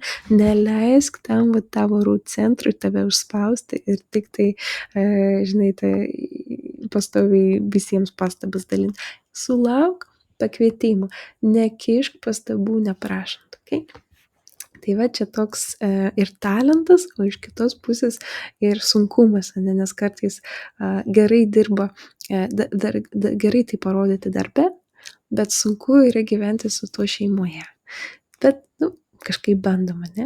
Tada norėčiau su tavim persikelti į kitą tavo kanalą, ir kuris yra 1762, va čia tavo viršų, ir eina nuo tavo minčių, ane, minčių kanalą, minčių centras, į tavo išraiškos gerklės centrą. Tai reiškia tiesiog tai, ką galvojam, tai ir šnekam, ane, kaip mes tai padarom. Ir tai yra dar vienas projektinis kanalas, ir kaip mes šnekėjom, tu turi 1-3, ane, profilis, ir vienas viskas apie mokslą, apie žinias, ne? 1762 tai yra, aš jį pavadinčiau Wikipedijos kanalas. Wikipedijos kanalas dėl ko? Tie žmonės turi labai daug žinių, labai daug detalių, tiek detalių, jog tiesiog nežinai, kur nuo jų bėgti. Ne? Ir čia veikia tas pats principas, kaip su 1858, kuriais mes ką tik apšnekėjom, jog tai, tarkim, tai, kas yra užtektinai, tai gali būti tabletė ir medicina, ne? O kai jau per daug, tai išeina kaip nuodas. Tai ir čia taip pat gali veikti. Šitie žmonės 1762, čia tiesiog parodo, jog tu esi labai, labai gabi, labai protingi žmonės, labai gera atmintis, daug detalių, tiesiog wikipediška žinios. Nežinau, ar tu žiūrėjai Devils Wear Prada, ten, kur Meryl Streep buvo tokia fashion diva, ne, ir kur jinai tiesiog žinodavo viską nuo A iki Z apie madą, ir ten viską galėdavo tiesiog citatom šnekėti. Tai čia bus ne taip.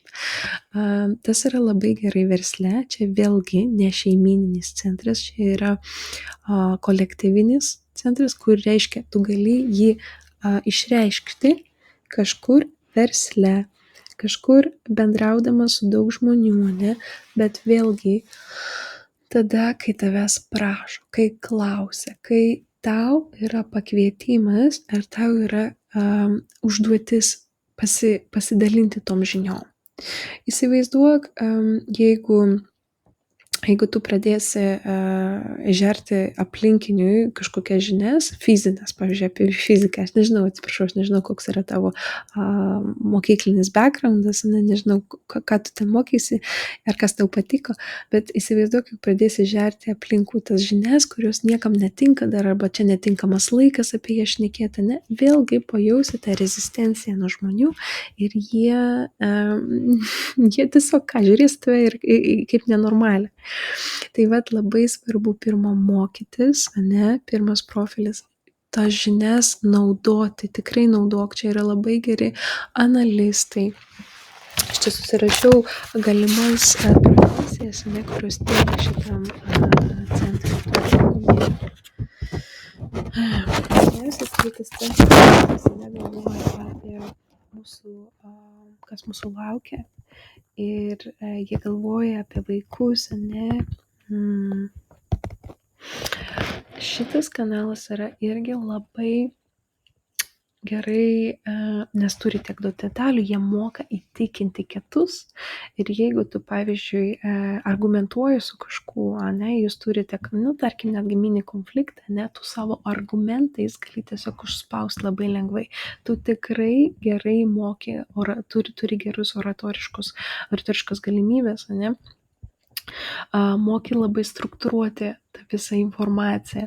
Taigi, kas būtų geriausia, jeigu mes sudėtume ir tavo 1858 ir 1762, tai čia būtų labai geri project manageriai, ane, kurie moka sukurti sistemą, moka sukurti business planą, moka sukurti, kas dabar darys veiklą, ane, ir kas iš šito bus, kas iš to išeis.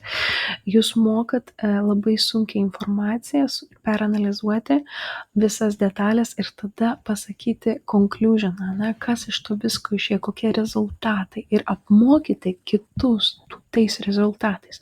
O ką tai reiškia? Tai yra geras lyderis. Jeigu jūs savo žinias naudosi kaip pagalba kitiems, kai to reikia, tai žinok, čia labai yra brangus, brangus mokslas, čia yra labai brangus darbuotojai, kurie reikalingi visur, ne, ir jie dažniausiai užima tokias aukštas pareigas. Bet 62 vartai turi tokią tendenciją truputėlį būti arogantiškiams. Ir kartais prikolinti iš kitų tokių bairių, kad, nu blemba, ką tu nežinai? Vos ne, žinai, truputėlį idiotizuoti kitus žmonės, jeigu jie kažko nežino, ir tą aroganciją ruoti. Ne, laikyk tą savyje. Aš tikiuosi, jog tavyje tai neprisižaidžia, ne? Ir jog tu nesimenkini į mažas dalelytės, ne? Kartais tas per didelė analitika ir tas nesibaigiantis perfekcionizmas, jisai gali būti labai spaudžiantis, ne? Jisai gali būti sunku su tuo susiburti ir gyventi su tuo. Prisimink, jog perfekcionalizmą ne savo kūnui, ne vaikams, nes negali būti idealių vyrų, negali būti idealių vaikų, negali būti santuokos idealios, ne? Naudok tą perfekcionalizmą savo versle ir kaip tu, pavyzdžiui, mokais, išmok ko nors iki perfekt tiesiog stadijos, ne? Kai tu esi ekspertė. Bet čia yra iš tikrųjų tavo gyvenimo reikalas, ne? Ir jis yra labai matomas. Tada tikrai neturėsi problemų su rasti, kas tau reikalinga gyvenime ir kuo būti. Tai vat, čia siūlyčiau sustabdyti video, man labai būtų įdomu, kaip tas atrodo tavo gyvenimo, ar atitinka, ar tu jauti, jog tu turi tiek daug talentų savo kaip projektorė, jog jog tu tikrai esi labai inteligentiškas žmogus ir turi daug galimybių analizuoti, daug galimybių sukurti bet kokią karjerą iš tikrųjų. Tikrai naudinga. Ir sakyčiau, neduoti veltui savęs ant ko nors tokio paprasto, ne, tarkim. Bet man atrodo, net jeigu tu būtum kasininkė Maksimui, tu labai greitai pataptum kokią nors kokybės analitikė. Arba nesėdėtum tu vietoj tikrai. Jeigu aišku stengtumės. Tai vat tokie pyragai. Gerai. Einam truputėlis toliau. Ir dabar einam į tą pusę tokią švelnąją, emocišką, šeimynišką. Pas tave yra vartai 40-37. Čia yra labiausiai konservatyvūs vartai, kuriuos tu gali rasti. Jie eina nuo tavo ego centro iki 37. Tai čia yra visada apie materialistinį genties gyvenimą ir per jausmus, ane, kaip jie išgyvena, ane, ką jie valgo ir kaip jie jaučiasi. Du tokie dalykai. 40-37 buvo tematika praeitų kelių šimtmečių ir tai visa, kas reiškia apie respektą senoliams, respektą dinastijai, ne, juk yra, tarkim, reikia respektinti senelius, jie yra svarbiausi, ką sako tėvai, ir tada mokyti savo vaikus tų pačių tradicijų, kultūros, perduoti jiems žinias iš praeitų giminių, ne, laikytis artimai. Čia yra viskas apie šeimos santykius. 37 labai kenčia, jeigu yra kažkokie konfliktai šeimoje. Jie bando tai, žinok, kuo greičiau išspręsti ir jiems tas tikrai skauda. Susirinkimai, šventės kartu, tradicijos kartu. 40 sako, aš stengsiuosi, kęsiu, dirbsiu, uždirbsiu, kad tik tai šeimai būtų gerai, ne 37-uosiuose, nes tai yra labai draugiški vartai, tai yra gal labiausiai draugiški ir mieli ir juokingi, kokie gali būti, bet 40-37, kaip bet kokie genties vartai, tai yra apie kontraktą.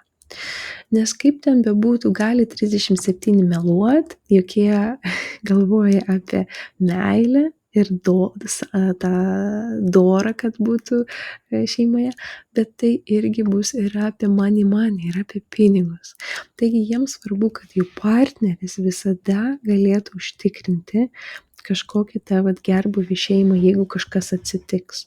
Jiems svarbu yra įsitikinti, jog kažkokios nelaimės ar gyvenimui atsitikus, jog jie turi stabilią bazę, jog jie turi stabilią bazę santykių tarpusavį ir jog irgi ta finansinė yra dalis užtikrinta. Ir jeigu tik kitas partneris neatitinka tų lūkesčių, va čia tai laikykis. Tada jau čia bus visos genties pyktis ir labai greitis tas kontraktas nebus, gali būti išardytas tas santykiai, ne? Tai šitas kanalas išvis duotas mūsų pasauliui, kad tie žmonės, kurie yra, tarkim, tokie vienišiai, individualai, nenustiptų vieni ir kad pajaustų ir truputėlį tos draugystės ir meilės. 40-37 jie yra labai, kaip čia vadinasi, jausmingi, bet ir jie per prisilietimą. Per prisilietimus, per apkabinimus, per bučinukus, jiems reikia miegoti kartu, jiems reikia valgyti kartu ir jiems reikia jausti tą sandarumą šeimos, tą kontaktą. Be to, už tai, dėl to, jog tai eina iš egocentro, 40-ieji, už tai greičiausiai tu ir dirbsi ir bandysi auginti tą potencialą savo karjerinį, kad iš vienos pusės tu nori augti kaip profesiškai, bet kažkur ten galvos gale ir galvoja, kad savo mintise, bet čia mano šeimai. Tai atnešti, suportinti resursus į šeimą. Ir dar svarbiausia, kad čia būtų ne tik tu, kad ir kitas tavo partneris irgi taip galvotų, ne? Dar labai svarbu tau, kaip 40-37, kad tau už tavo pagalbą dėkotų. Nes dabar tu, pavyzdžiui, galbūt sėdi su mažiuku, ir tai irgi yra kažkas, kad tu įdedi į šeimą. Tas prižiūrėjimas, netgi pavalgyti padaryti ant stalo, tai kad švara namuose, visą tai tu įdedi iš visos širdies, tu dirbi, tu stengiasi, tu prižiūri mažiuką, ir tu nori, kad tau už tai dėkotų.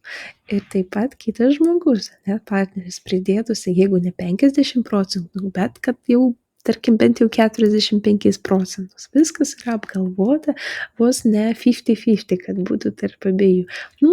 Čia toksai aspektas tokių situacijų. Tačiau 40-37 yra realiai patys geriausi tėvai, patys geriausi, dažnai būna ir geriausi vyrai ar geriausios žmonos, nes jos viską kiša į tą šeimą, viską kiša į meilę, tą priežiūrą, nurturing, čia angliškai būtų pasakyti, tą apgaubti, tą jausti šeimą, žodžiu. Tačiau, kaip bebūtų juokinga, man tikrai labai buvo įdomu žiūrėti tavo projektą, nes, kaip šnekėjom, nes tu tarsi 3 žmonės viename. Kolektyvinė, tokia versliška labai pasauliui, tada labai šeimyninė, bet dar tavo asmeniniai channels yra ir 25-51. O tai yra tikriausiai pats individualiausias kanalas, kokį tu gali rasti visose iš 64 galimų. Ką tai reiškia? Tai reiškia, jog tu visada nori būti pirma. Tiesiog ego, tavo savimyliškumas tiesiog spaudžia tave, duoda energiją, tiesiog tave tiesiog graužia būti pirmai. Arba kažką sugalvoti pirmo. Vėlgi aš grįšiu prie Steve'o Jobso ir čia būtų labai geras toks pavyzdys, ane. 51 labai dažnai, čia iš 4 aktyvacijų, kurios yra ego centre, visos yra genties, visos yra apie šeimą, resursus ir tik 51 yra apie individualią naudą. Ir jie vadinami, 51 vadinami šoko vartais. Kodėl? Nes, kaip gentyje, įsivaizduok gentį, kurioje visi yra, tarsi, nežinau, musulmonai. Ir tada vienas kažkodėl, ar viena mergaitė, nusprendė būti budistė. Kas vyks tiesiog ne tik šokas, jie išvis gali pasodinti ant kuolo, ane? Bet čia labai tokia kritinė situacija, ne? Bet aš sakau, kas vyksta su tais 51 vartais, juk tu nori patapti tą pirmąją. 25-51 yra visada apie konkurenciją, konkuruoti su kuo nors, pakol tu nepatampi geriausia. Ir žinant tavo intelektinės žinias, ne, čia gali būti, kol tu netapsi geriausia analitika, kol tu negeriausiai žinosi kažkokią programą, kol tu neišsiaiškinsi ir turėsi daugiau žinių ir patapsi, pavyzdžiui, pavyzdžiui, paprastas menedžeris, o tu būsi vyriausiasis menedžeris. Tarkim, kad būtum tu best of the best of the best. Ir ta pastovi konkurencija, jinai gali būti ir varginanti, ne? O iš kitos pusės, tu ne tik save spaudi konkuruoti su kitais ir tapti geresnis, bet ir kiti žmonės aplinkui tave, jie irgi tą patį jaučia ir jie nori patapti. Tu juos padarai geresniais per savo tą konkurenciją. Jie irgi tada užsirauna ir irgi nori patapti geresniais.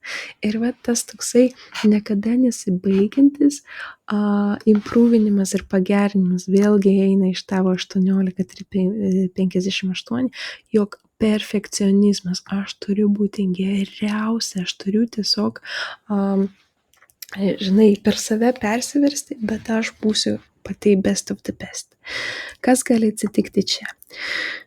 Dabar šiuo momentu aš tikriausiai įsivaizduoju, jog tu visą savo laiką, meilę, visą savo rūpestį atiduodi šeimai, ne? Ir tada aš jau mačiau kelias tokias situacijas, kai vaikai paauga, jie pripranta prie to rūpesčio pastovaus, ne, prie dėmesio. Ir vienu momentu mama pajaučia tą energiją, jog dega man vėl tapti geriausia ir kažkur save rasti, ne? Ir vienu momentu mama eina į darbą ir jau dėmesys yra padalinamas, ne? Mama neturi tiek daug energijos daugiau duoti ir vaikams, ne? Ir dar čia ir eiti ir profesiniu maštu, ne? Arba aš kalbėjau su moterim, kuri turi panašų kaip tu situaciją, ne? Jos irgi vaikučiai paaugo ir jinai atsidarė savo saloną. Ir, kaip pasidarė verslininkė, ne? Pradėjo tenai prapulinėti ir čia buvo toks šokas jos šeimai, juk jie nežinojo, ką daryti. Jau vyras sakė, aš nežinau, ką daryti, ar skirtis, ar čia man kristi tau po kojom. Čia tiesiog buvo toks nesusipratimas, kas čia dabar darosi. Mama visada mums buvo number one, ne, jinai mums buvo number one, o dabar jinai atsiduodasi kažkam kitam ir konkuruoja ir auga ir darosi. Viskas čia yra gerai. 51 ir yra šoko vartai, nes iš visų genties vartų, ne, kartais jie būna tie tokie partizanai. Čia nesakau, jog tai yra pastoviai, mes iš vis žmonės gyvena įvairius ciklus ir pas tave čia yra 60 vartai, kurie spaudžia tave mutuoti. Ir tavo pasaulis greičiausiai yra dalinamas į ciklus.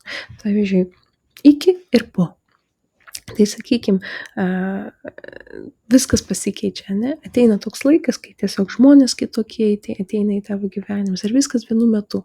Tu, pavyzdžiui, pakeiti gyvenamąją vietą, arba tu buvai balerina, užsiiminėjai ten nežinau, ten papai, lūpdažiai, plaukai, visa tokia balerina, o vėliau vienu momentu ateina ciklo pakeitimas, ne?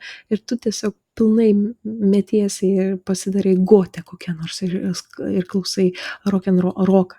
Ir aišku, visi žmonės pasikeitė, tavo akiratis pasikeitė, tavo muzikos, tavo koncertai, kuriuos tu eini. Tai va čia tokie ciklai gyvenimo iki ir po. Ir tu gali netgi nesakyti, kokiais tai būna metais, o pasakai, o tai buvo to mano gyvenimo momentai, kai aš buvau ten gotė, arba kai aš buvau rokerė, ar kai aš buvau balerina, ar ten, žodžiu, ar kai aš mažiukus auginau.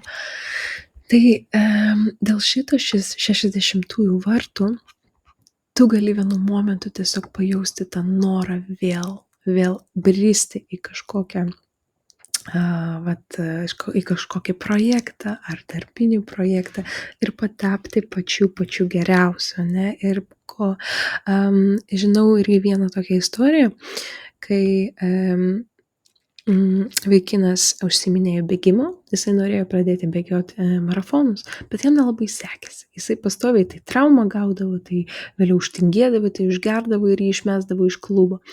Ir paskutinį kartą žiemą jisai priėjo prie trenerio ir sakė, klausyk treneri, neišeina. Sakai, matyt, ne man čia tas bėgimas. Treneris su lengva dūšia pasakė, gerai, aš tave paleisiu, bet prašau, išeik po varžybų. Ir jisai pirmą nesuprato, o vėliau treneris jam paaiškina. Kai tu bėgi kartu su visais, visi bėga geriau. Tai vat matai, tai yra tas talentas šito kanalo, jog tu ne tik konkuruoji su kitais, kad būtum pati geriausia, bet ir kitiems perneši tą jėgą, juk ir jie patampa geresniais. Daug yra sportininkų, man atrodo, Messi, tas futbolistas, jisai irgi turi tuos 25-51 ir jis daug ką ten pakeičia.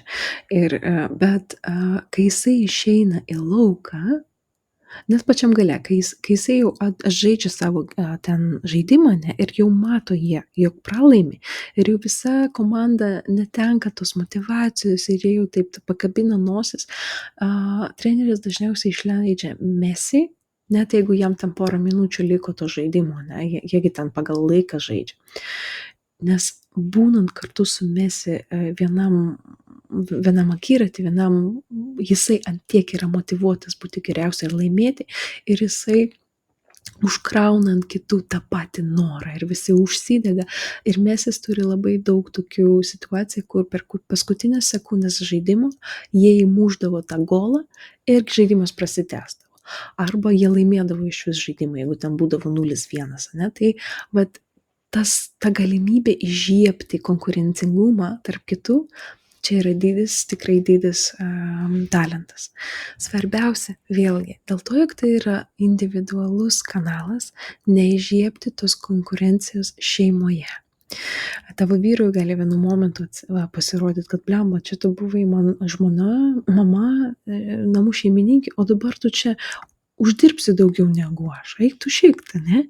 Tai vat bandyti tą konkurenciją labai, vėlgi, kaip Britai, atsargiai, gražiai perduoti ir nebijok truputėlį partizuoti, nes tai esi tu. Tavęs nesulaikysi, ne? Tau bus įdomu kažką daryti, kol yra konkurencija. Kai nėra konkurencijos, tai blemba ir tu nesistengi, išvis tau dzin. Tai va, ta sveika konkurencija visada bus katalizatorium tau augti. Ką čia dar palauk? 51-ieji, kaip ir 46-ieji, yra du kanalai, kurie atsako už tą grožį, vizualybę, ne? Ir dėl to, jog čia yra šoko būsena, tai čia tavo stilius gali būti truputėlį skirtis nuo kitų. Tu gali būti, kaip sakiau, jau ir madoje, bet truputėlį, sakykim, tokia visa tokia ekstravagantiška, vos ne Lady Gaga. Tai gali šokiruoti kitus arba tai, ką tu sakai, arba tai, kaip tu, tavo menas gali šokiruoti, tavo išraiška, taip kaip tu atrodai, tavo drabužiai gali šokiruoti. Ir tikėkime, jeigu čia pozityviai nepergyvenimas šitų vartų, ne, tai tu geras emocijas kitose žmonėse leidai jiems pabūti, irgi įsidrąsinti ir leisti savo kažką pasidaryti, ne? Nes 46, kaip mes paminam, čia irgi yra įsidrąsinti padaryti kažką, ne? Tai yra vartai, kurie, kaip mes sakėm, holivudiniai vartai, kad būti ten, toj vietoj, kur reikia. Ir jeigu tu atrodysi, tave bus tiesiog įmanoma pastebėti lengviau per tavo unikalumą, tokia, kokia tu esi. Tai vat tiek apie tavo vartus, apie tavo centrus. Tai papasakok man, prašau, sustabdyk video. Kaip tau pasiseka balansuoti tarp dviejų, tarp tokio genties stipraus kanalo ir tarp tokio pačio stipriausio irgi individualaus kanalo. Šitas kanalas irgi yra projektinis, tai tu esi tiesiog 70% projektorė ir tiesiog, nepalauk, čia 75 ir 25% tu esi generatorė. Va ta genties, ne? Ta genties, o čia visur tu esi tokia labiau individuali žmonėms. Tai vat kaip tau pavyksta ir vieną ir kitą sujungti, man vat labai labai įdomu. Gerai, mes su tavim pašnekėjom apie vienetą tavo profilį, tačiau visiškai nieko nepakalbėjom apie trejetą. Vienetas yra tavo mintise ir taip, kaip tu save priimi. Tai čia yra juoda ir ta juoda visada yra žinoma mums. Čia taip, kaip tu save matai. Jog tu, tarkim, tas žmogus, kuris visada mokosi ir kažko naujo atneša į šį pasaulį. Trejetas yra pasąmoningas ir tai yra taip, kaip veikia tavo kūnas. Tau netgi nežinojus. Čia yra tas pats, kas paliesti kažką karšto ir tavo ranka atsitraukia labai greitai.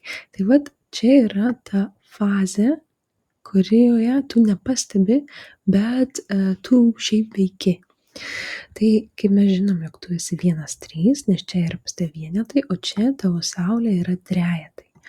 Taigi, ką tai reiškia? Trejetas yra visada bandymai.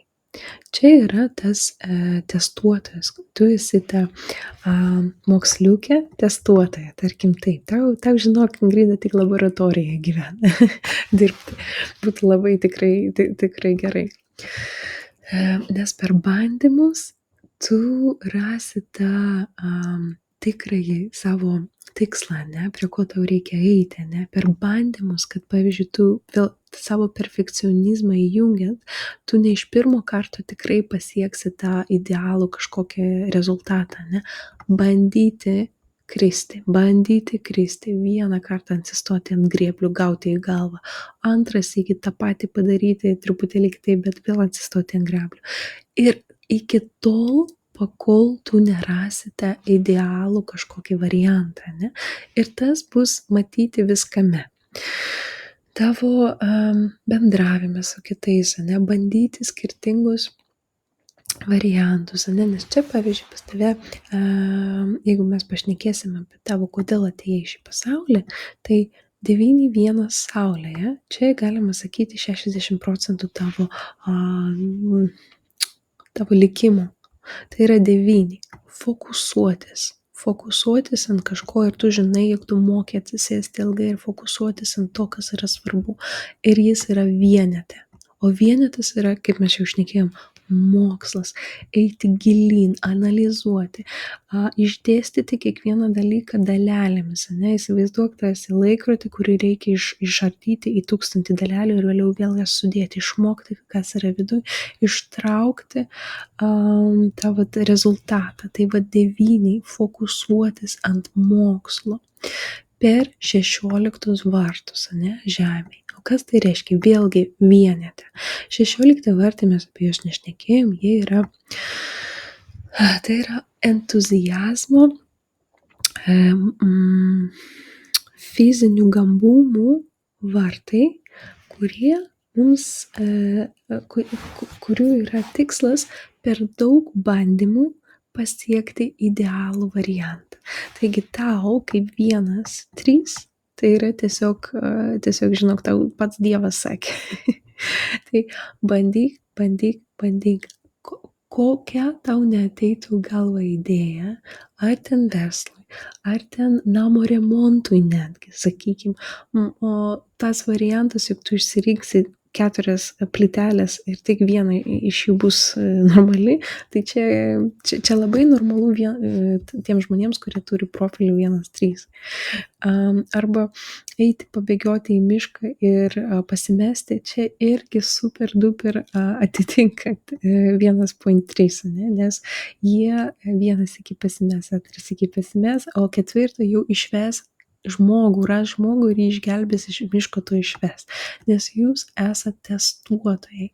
Ir svarbiausia pamoka 1.3 profilio žmonėm nekristi nosim žemyn ir bandyt, nes tu mokaisi ir bandai, neužsiciklink tik ant mokslo, nes labai dažnai tie žmonės, kurie turi 18, 58 ir dar vienetą, ne, jie laukia to momento, kai jau viskas bus idealu ir niekada nepaleidžia to projekto.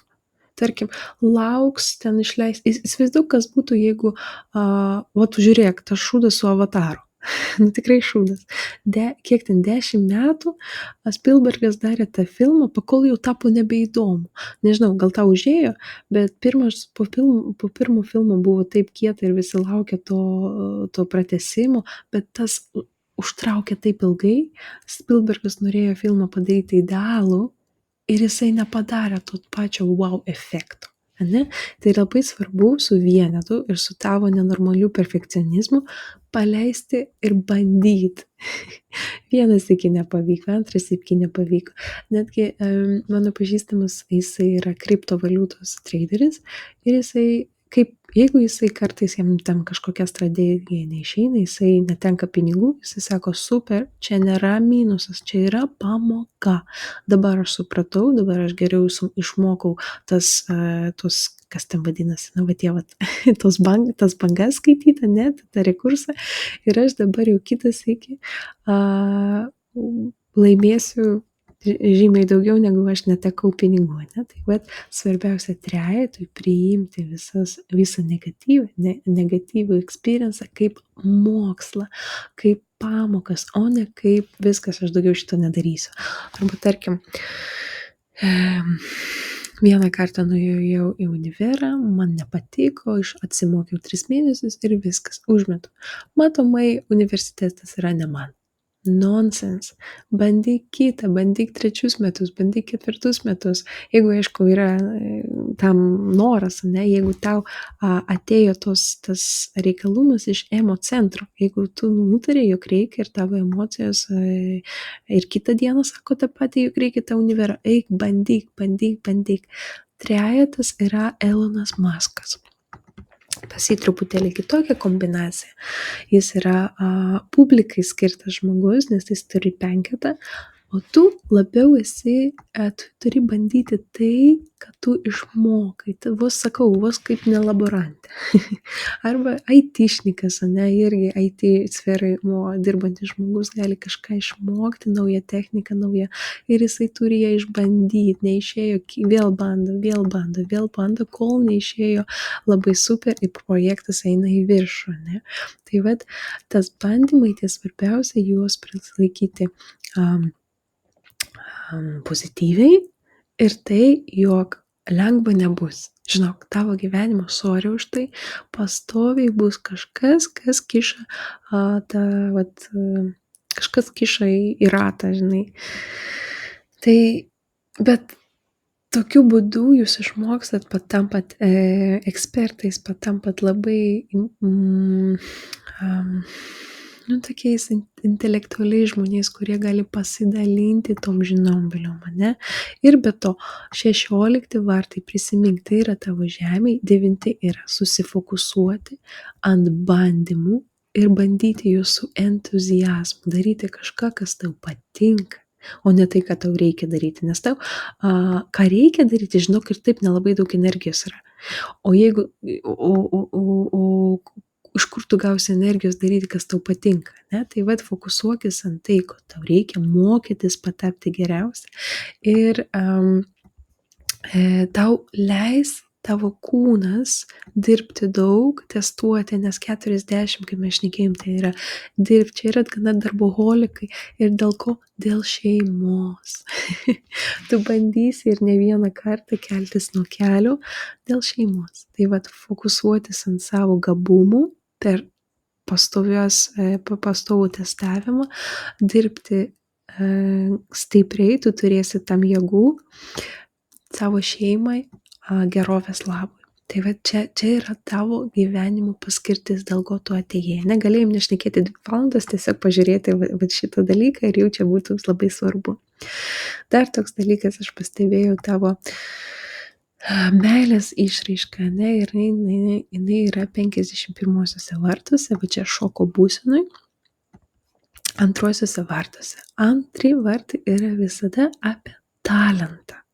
Ir tarkim, tariant, žiūrint visą tavo bodegrafą, tai yra toks, vienintelis talentas, kuris duotas tau už nieką, tu su juo atėjai į šį pasaulį.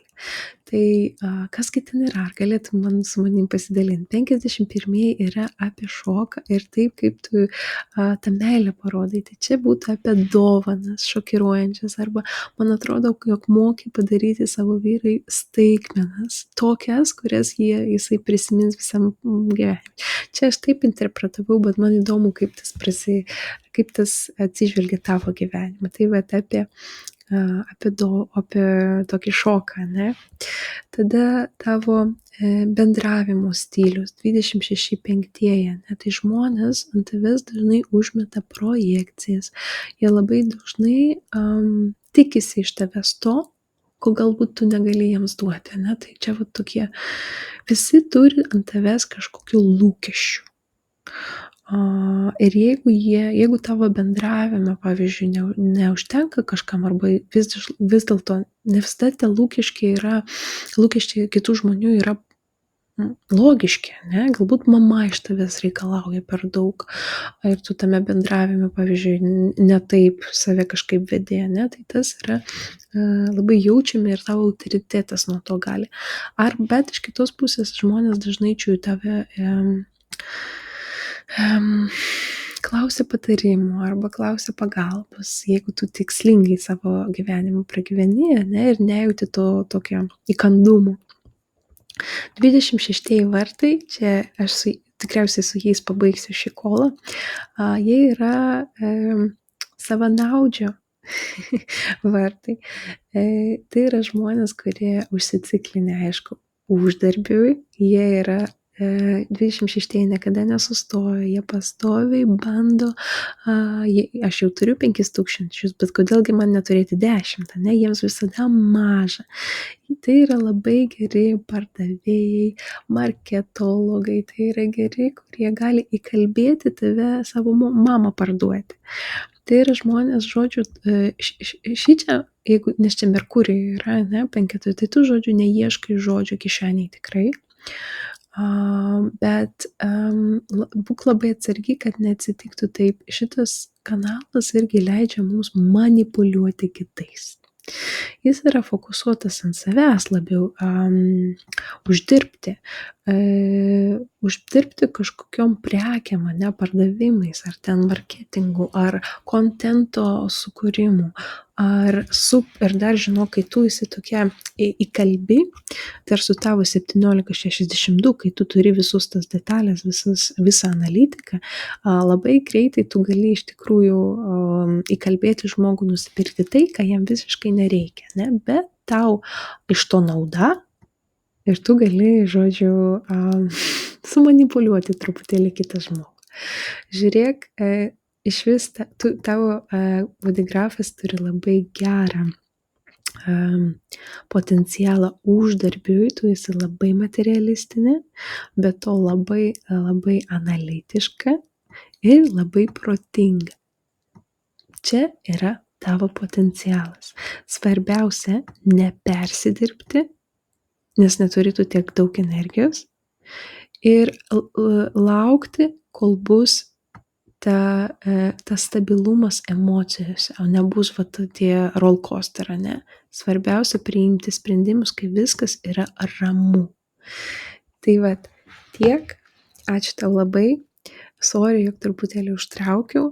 Tikrai pasiruošiau tavo podigrafui, nes labai įdomus ir pas tave daug yra kanalų. Ir taigi aš linkiu tau nejausti įkandumo, jausti tik tai suksesą, pasitenkinimą tuom, jog tavo talentus pamato kiti. Ir tikėkimės, gal gyvenimas leis tau dirbti tik 2 valandas, o ne visas 8, ir dar vaikus prižiūrėti. Tai visko tau geriausia, Ingrida, ir iki greito. Lauksiu iš tavęs feedback.